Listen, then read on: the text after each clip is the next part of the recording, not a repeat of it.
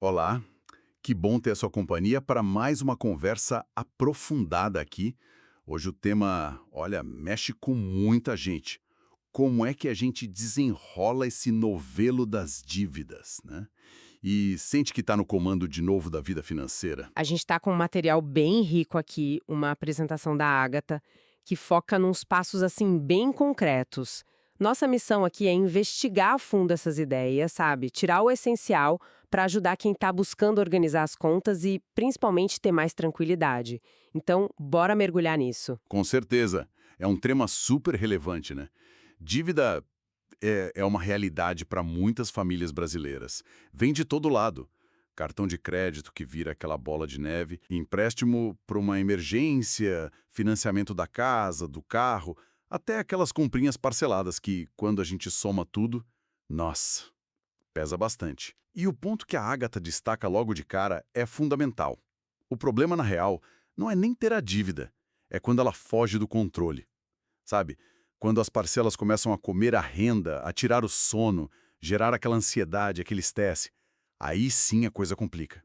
Por isso, o primeiro passo que ela menciona é tão importante: encarar as dívidas de frente. É uma pressão que vai além do bolso, né? Afeta tudo, o bem-estar geral. E por isso, esse primeiro passo que a Ágata propõe soa quase terapêutico. Levante todas as dívidas. A orientação é prática, né? Pegar papel, caneta ou uma planilha, o que for melhor para cada um, e anotar tudinho. Valor que deve, taxa de juros, quantas parcelas ainda faltam, quando vence, sem esconder nada. Exato. É um exercício de encarar a realidade mesmo. A Agatha até comenta algo que a gente vê muito. A pessoa evita olhar o valor total. Dá um medo, sabe? De ver o tamanho do problema. Mas o material argumenta que esse confronto é que liberta, na verdade. Só olhando o mapa completo da situação é que dá para pensar numa rota de saída. Senão qualquer plano fica meio tiro no escuro. Interessante isso. Encarar o medo como o primeiro passo para a solução. O material da Agatha até dá um exemplo, né? De uma planilha onde a pessoa colocou tudo na ponta do lápis, juros e tudo, e viu lá, sei lá, um total de R$ 4.500 em dívidas. Ver esse número, por mais que assuste no começo, é o que permite sair da negação e, começar a agir, certo? Precisamente. Transforma aquela ansiedade meio vaga num problema concreto, com nome, com valor. E segundo a lógica dela, ter esse número não é o fim do mundo, é o começo da estratégia. O material sugere que só o ato de listar já é uma retomada de controle. Em vez de ser vítima da situação, a pessoa vira a estrategista que vai lidar com aquilo. Faz todo sentido. Tipo acender a luz num quarto escuro. Ok, uma vez que se tem essa clareza, esse mapa, qual o próximo movimento que a Agatha sugere? Aí o passo lógico seguinte é o passo 2. Classifique por prioridade. Com a lista na mão, a ideia é organizar, de forma estratégica. A apresentação propõe uma hierarquia pensando no custo do dinheiro, ou seja, nas taxas de juros. Lá no topo, prioridade máxima, ficam as dívidas com juros mais altos. Geralmente rotativo do cartão, cheque especial, essas são as mais perigosas, né? Porque crescem muito rápido. Tem que atacar essas primeiras. Depois vem as de média prioridade. Aí entram empréstimos tipo pessoal ou consignado. Os juros são um pouco mais baixos que os do cartão, mas ainda pesam. E por último, na baixa prioridade, ficam os financiamentos de longo prazo.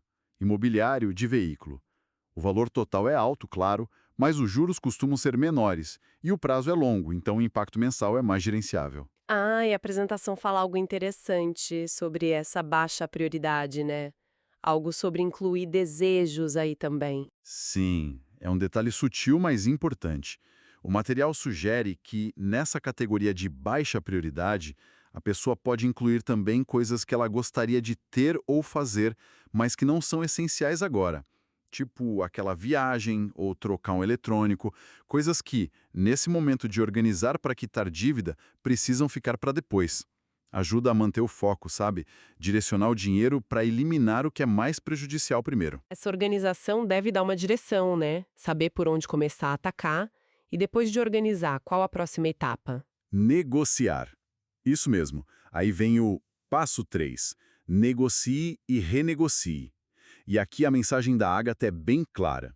Não ter medo de falar com quem você deve. Muita gente trava, tem vergonha de ligar para o banco, para a financeira, mas a apresentação mostra o outro lado. Para o credor, quase sempre é melhor receber alguma coisa, mesmo que com outras condições, do que não receber nada, ou ter que gastar com cobrança. Essa mudança de chave é importante, entender que é uma via de mão dupla. E o que dá para conseguir nessa negociação, segundo o material? Olha, a apresentação lista umas coisas bem concretas. Conseguir um bom desconto no valor total, principalmente se der para pagar uma parte à vista, ou então reduzir os juros para as próximas parcelas. Outra possibilidade é alongar o prazo. Isso pode diminuir o valor da parcela mensal, o que alivia o orçamento agora, né? Mas tem que ver direitinho porque às vezes aumenta o custo total lá no fim. Então, a dica é, pega o telefone, vai lá conversar. O material da Agatha dá alguma dica de como ter mais chance nessa conversa? Alguma abordagem específica? Ela não detalha um script, mas a ênfase é na atitude. Ser proativo e ir preparado, sabendo exatamente quanto deve, por isso passo 1 é crucial, e entendendo quanto você pode pagar por mês, que é o que a gente vai ver no passo 4. Chegar para negociar com os números na mão, com uma proposta realista, mostra organização. Isso aumenta a chance de conseguir um acordo melhor. A mensagem é: um simples contato pode mudar tudo. Tem que tomar iniciativa. Essa etapa da negociação parece mesmo um divisor de águas. E depois que as dívidas estão mapeadas, priorizadas e, com sorte, renegociadas, aqui a coisa começa a ficar realmente interessante, imagino. Como transformar isso num plano de ação concreto? Exatamente. Chegamos ao passo 4. Monte um plano de pagamento. Agora é colocar a estratégia no papel, no orçamento do mês a mês. O processo que a Agatha descreve é bem lógico. Primeiro, ver qual é a renda mensal total. Depois, tirar todas as despesas essenciais: moradia, comida, transporte, saúde, educação. E ela até sugere deixar uma verbinha pequena para um lazer controlado, porque cortar absolutamente tudo também não é sustentável, né? O que sobra depois disso tudo é o dinheiro que você tem para atacar as dívidas. Certo. E o que fazer com esse valor que sobra? A orientação é separar uma parte fixa desse dinheiro que sobrou, todo mês, sagrado, para pagar as dívidas, e seguir a ordem de prioridade lá do passo 2, começando pela mais cara. O material da Agatha bate muito na tecla da constância, da disciplina. Mesmo que o valor por mês seja pequeno no começo, o importante é manter o fluxo, não atrasar o que foi combinado. A apresentação até traz um exemplo com números, para ficar mais claro, né? Isso ajuda a gente a visualizar. Sim, tem um exemplo bem direto. Pensando numa pessoa que ganha R$ 2.500 por mês. As despesas essenciais dela somam R$ 1.500. Isso inclui o básico, aluguel, mercado, mas também uma margem para roupa, um lazerzinho. Aí sobram R$ 1.000 por mês. No plano que ela montou, essa pessoa separaria R$ 600 desse valor só para pagar as dívidas prioritárias. Os outros R$ 400 poderiam virar uma pequena reserva para emergências ou cobrir alguma outra necessidade do mês. Ver os números assim, os R$ 600 indo direto para diminuir a dívida todo mês, realmente parece dar uma sensação de progresso. Mas a Agatha fala muito em disciplina. O material fala como lidar com a tentação de usar esses R$ 600 para outra coisa. Ou se aparece um imprevisto. A ênfase na disciplina é constante, sim. A apresentação não finge que é fácil, mas coloca de um jeito positivo. Usa uma frase tipo: com disciplina, cada pagamento vira uma vitória rumo à sua liberdade financeira. A ideia é fortalecer a motivação, mostrar que cada parcela paga é um passo para longe do problema. Sobre imprevistos, a lógica sugere que aqueles R$ 400 que sobram, no exemplo, ou a construção de uma reserva aos poucos, serve justamente para isso, para absorver pequenos baques sem atrapalhar o plano principal. Ver o plano ali, concreto, ajuda a manter o foco. Entendi. É transformar a obrigação numa conquista. E para todo esse esforço de planejar e pagar não ir por água abaixo, imagino que o próximo passo seja sobre prevenção, evitar futuras dívidas, né? Exatamente. O passo 5, evite novas dívidas. Parece óbvio, né? Mas a Agatha trata isso como regra de ouro. Talvez a mais difícil para muita gente. A orientação é clara. Enquanto você está pagando dívida antiga, é fundamental não fazer dívida nova. Senão é como tentar secar o chão com a torneira aberta. Não adianta. E quais ações práticas o material sugere para conseguir isso? Porque falar é fácil, mas na hora H. As sugestões são bem pé no chão. Guarda o cartão de crédito ou usa com muita moderação e planejamento. Evita a todo custo pegar novos empréstimos que não sejam emergenciais ou para trocar dívida cara por barata, como a gente vai ver. E o principal, adotar um consumo mais consciente. Comprar só o essencial nesse período. O ponto-chave que a Agatha chama de o segredo é criar novos hábitos de consumo. Criar novos hábitos, isso parece algo mais profundo do que só cortar gasto por um tempo. O material da Agatha explica melhor como construir esses hábitos. Dá alguma dica? O material reforça que não adianta só o esforço de quitar o passado se o comportamento que levou à dívida não mudar. A construção de novos hábitos é que vai garantir que a saúde financeira dure. O como varia, claro, mas a ideia é ter uma relação mais consciente com o dinheiro. Perguntar se precisa mesmo daquilo antes de comprar. Aprender a diferenciar desejo de necessidade. Buscar satisfação em coisas que não custam dinheiro. É uma mudança de mentalidade que tem que vir junto com o plano de pagamento. Essa conexão entre o plano financeiro e a mudança de comportamento é forte mesmo. Além desses 5 passos principais, a apresentação da Agatha também tem umas dicas mais pontuais, né? Para acelerar o processo. Sim, tem uma parte de dicas práticas que funcionam como um turbo, digamos. São ações extras para encurtar o caminho. Uma delas é aproveitar renda extra. 13º, bônus, restituição de imposto, dinheiro das férias se não for viajar. Pegar esse dinheiro e jogar direto na dívida mais cara, a primeira da lista. Isso pode diminuir muito o saldo devedor e os juros. De forma estratégica, claro. Faz muito sentido. Que outras dicas práticas ela menciona? Outra é olhar para dentro de casa mesmo. Vender coisas que não usa mais. Roupa, eletrônico, móvel, livro, qualquer coisa que gere uma grana extra. Esse valor, mesmo que pequeno, ajuda a amortizar uma parte da dívida, especialmente as menores.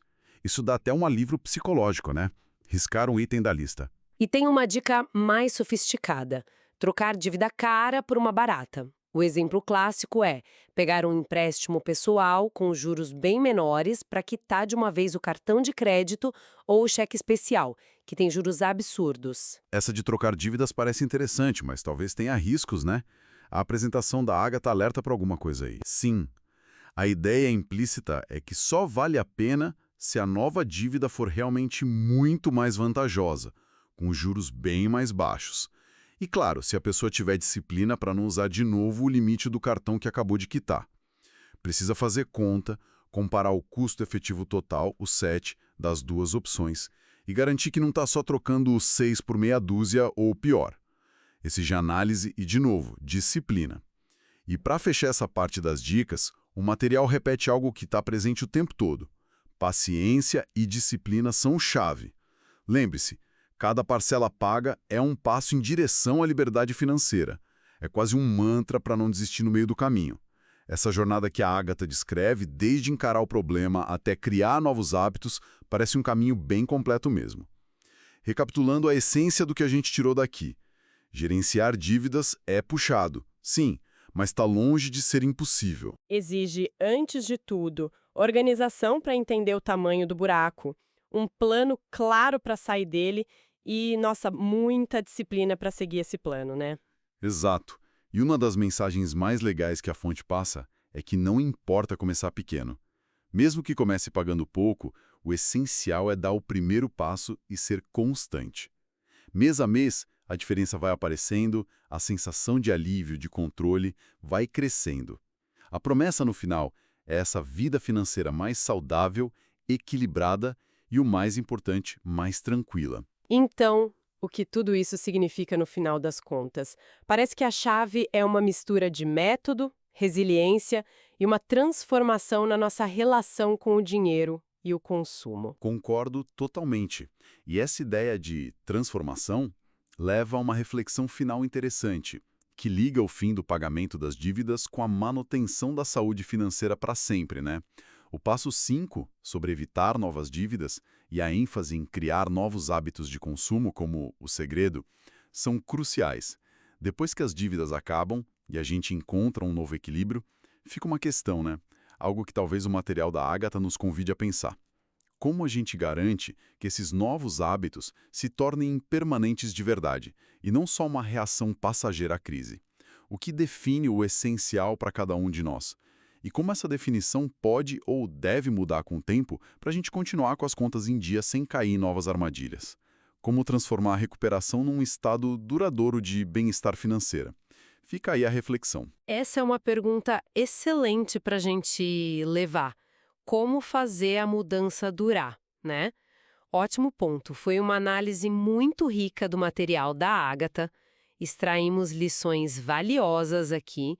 Muito obrigada por compartilhar essas ideias e obrigado a quem nos acompanhou nesta conversa. Até a próxima!